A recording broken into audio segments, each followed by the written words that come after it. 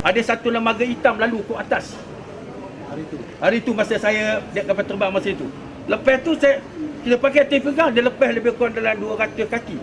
Lepas kita kapal terbang tu melayang. Berapa satu lembaga hitam lalu ke atas hitam. Saya tanya siapa, dia kata burung garuda tu. Saya pun terkejut. Nak atas beg pun goyang atas tu. Ya. Jadi hari ini saya percaya takut terlibat golongan-golongan itu, mana tahu. Ini semolit dia, semolit. Dia mesti ada semolit macam ular, pupungan kayu tak mati dengan buluh mati. Ini semolit.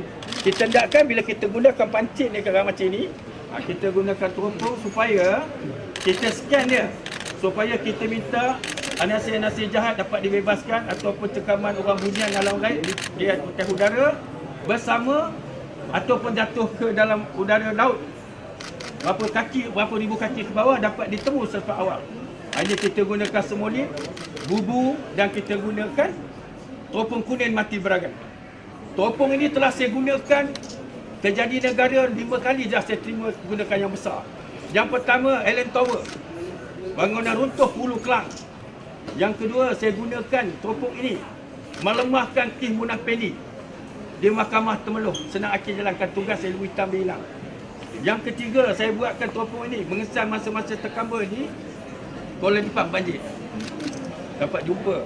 Dan juga kita doa pada Tuhan, mudah-mudahan apa teropong kita buat ini bersama-sama para saudara mara yang berbuat kemalangan ini, kita setia Allah yang menentukan. Yasin wa Qur'ani hakim, Islam baca innaka lamina mursalin ala siratal mustaqim azinir rahim. Ya Allah, ya Tuhanku, apabila engkau dan bangsa makhluk Allah di muka bumi tanah Melayu dan tanah Malaysia ini dapat ditemulah kembali, benda yang terjadi itu dapat dilupakan secepat mungkin. Senang kami berdoa atau hidup ataupun mati. Kalau dapat hiduplah seboleh-bolehnya, jangan meninggal kalau boleh.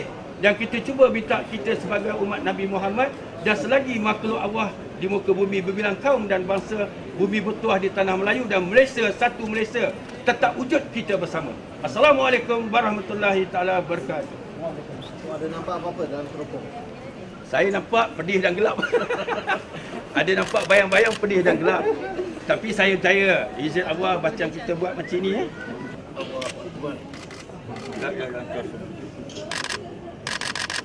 Allahu Akbar. Asyhadu la ilaha illallah wa asyhadu Muhammadar Rasulullah.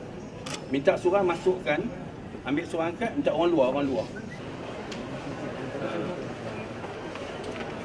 Aku dah pergi.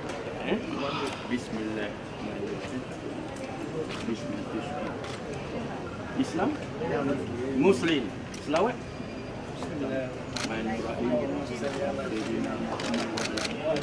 Sayyidina Muhammad Allahumma salli wa ala sayyidina Muhammad Allahumma salli. Ya. Dengan izin Allah Subhanahu wa taala, kita berdoa mudah-mudahan dapat selamat ya nak. Tolong. Ya, ini apa? Macam ni je.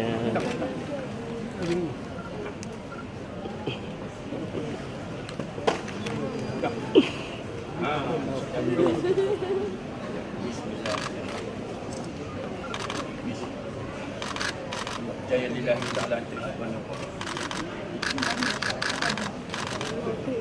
Ada orang Cina tak yang jatuh? Siapa ada orang Islam ke kandang? Masuk dalam benda tu dia lah. Tak bisa. Ingat masa dapat. Bayang satu bismillahirrahmanirrahim.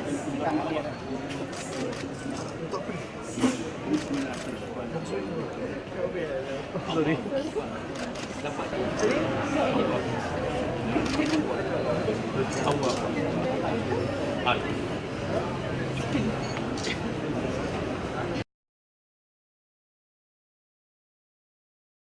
Biasanya bomoh, dukun dan pawang ni dikaitkan dengan ilmu ghaib kan, dikaitkan dengan ilmu ghaib. So banyak sahajalah kalau kita jumpa sekarang ni pun, sama ada bomoh Melayu, bomoh orang asli atau bomoh Siam, biasanya mereka dikaitkan dengan perkara ghaib kan. Nak tahu kalau hilang barang, iPhone hilang kan, ataupun Samsung S3 hilang, jumpa dengan bomoh tu tahu. Dia boleh detect kat mana benda tu. Benda ni semua disanggah oleh Islam, dilarang dalam Islam. Pergi bertanya, man atakahinan fasaddaqahu bima yaqul faqad kafara bima unzila ala Muhammad. Siapa yang datang berjumpa dengan bomoh, kahin ni dia melangkumi bomoh, dukun, pawang semua sekali lah yang ada ilmu tentang ghaib. Kemudian percaya apa yang disebut oleh kahin ini, maka dia telah kufur terhadap apa yang diturunkan oleh Nabi Muhammad sallallahu alaihi wasallam. Ini adalah hal-hal yang berkaitan dengan tauhid. Asasnya Allah Subhanahu wa taala sebut di dalam Al-Quran, la ya'lamul ghaiba illa Allah. Tidaklah mengetahui hal-hal yang ghaib melainkan Allah Subhanahu wa taala. Hanya Allah yang mengetahui perkara ghaib secara mutlak. Adapun hal-hal yang diketahui oleh Nabi sallallahu alaihi wasallam tentang syurga dan neraka, itu adalah hasil daripada apa yang Allah Subhanahu wa taala sampaikan kepada Nabi sallallahu alaihi wasallam melalui Jibril. Yani Allah yang maklumkan. Apa yang Allah tidak maklumkan itu berada di dalam ilmu ghaib yang tidak akan ada seorang makhluk pun mengetahuinya. Saya tak nafikan kewujudan makhluk-makhluk ghaib. Saya tak nafikan kewujudan jin. Saya tak nafikan kewujudan syaitan. Jadi minta semua ni kembali mendalami ilmu agama, mengenal Allah Subhanahu wa taala, mengenal perkara ghaib melalui apa yang diajar didik oleh Allah dan Rasulnya sallallahu alaihi wasallam. Itu sahaja. Lebih-lebih daripada itu kita biar. Tak payah duk sibuk nak pergi kaji. Kita kaji tentang agama, kita faham tentang ilmu agama, faham tentang ibadat, faham tentang akidah Islam, faham tentang akhlak Islam, faham tentang syariah. Itu yang terpenting sebenarnya. Kata Nabi, "Man ata kahinan aw sahiran fasaddaqa bihi faqad kafara bima unzila ala Muhammad." Barang siapa yang bertemu dengan tok dukun atau tok bomoh, maka dia membenarkan apa yang disebut oleh tok dukun atau tok bomoh tersebut, maka dia telah kufur terhadap sesuatu yang Allah turunkan kepada Muhammad sallallahu alaihi wasallam, yakni Al-Quranul Karim. Ini hal yang serius bercanggah dengan akidah, maka berhati-hatilah kita dengannya. Wallahu a'lam.